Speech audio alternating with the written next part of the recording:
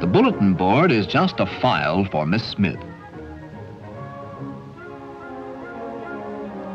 But Miss Jones plans her bulletin board. She selects her materials, organizes her arrangement, evaluates the display, and then uses it as an effective teaching device. Let's see how to plan a creative bulletin board. First, decide on the topic, then plan and sketch the bulletin board layout. This saves time. The bulletin board is one of the best means of visual communication we have in our classrooms. Don't sell it short by lack of planning. Make several workable plans, then select the one that sells the idea best, using display materials that provide exciting texture, line, and color. Keep your ideas simple. Keep to the point.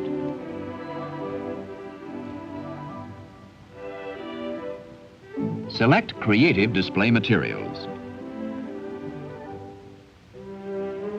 Here are many different textural surfaces in scrap and inexpensive materials that are available. Build up such a collection for continuous use so that you can provide variety when changing displays.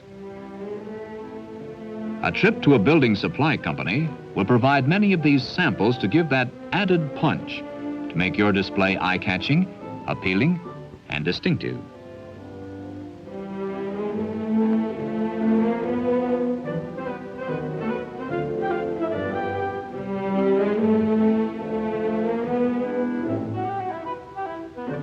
Decide on the appropriate lettering for captions.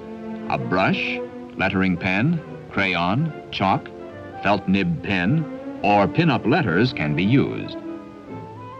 The lettering pen comes in many different sizes. Break the crayon and use the flat side for a wide line.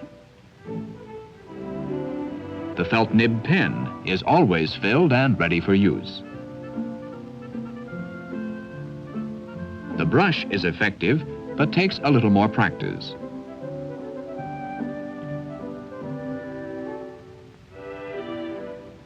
Chalk gives a pleasant, soft line.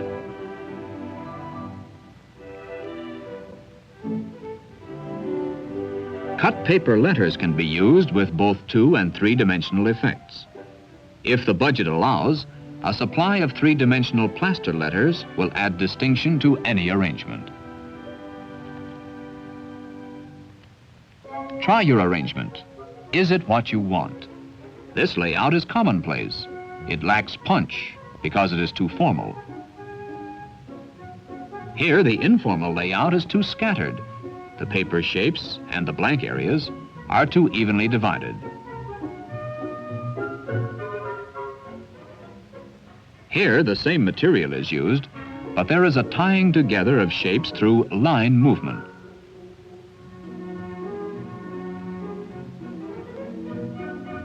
Notice the balanced distribution of blank areas. By placing pieces of cut paper, we can see how important the blank areas are to emphasize the illustrations.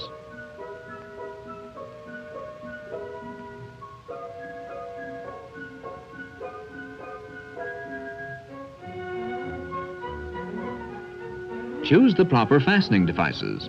Plastic head stick pins are easy to use. Map pins add color.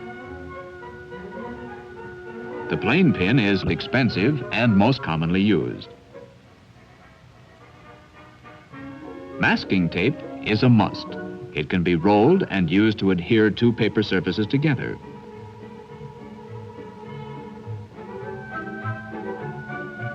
Tape with adhesive on both sides is also useful. These tapes are excellent to use when a wall should not be marred. The automatic stapler and ordinary desk stapler are very handy for mounting clippings neatly to any bulletin board. All of these devices can be obtained at your local stationery store.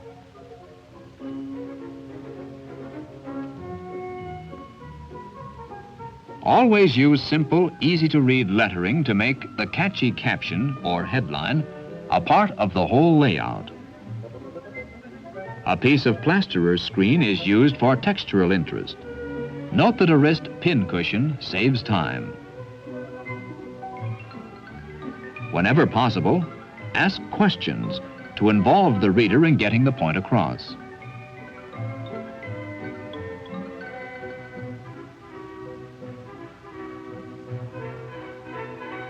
Try to limit the information and illustrations. Get to the point in as simple a way as possible.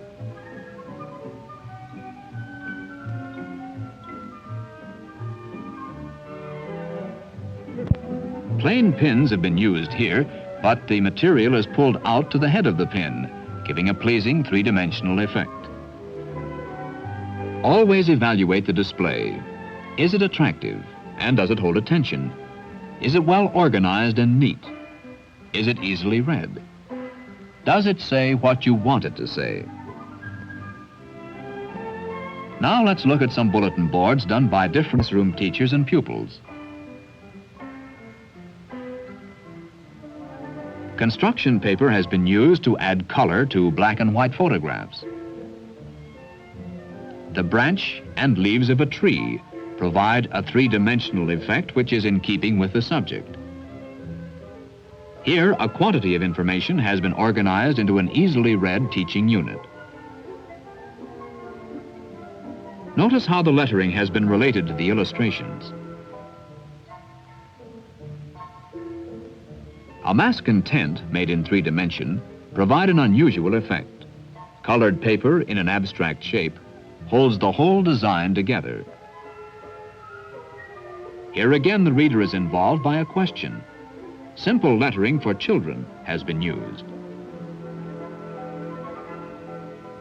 The shelves have been constructed with yarn, cardboard, and pins.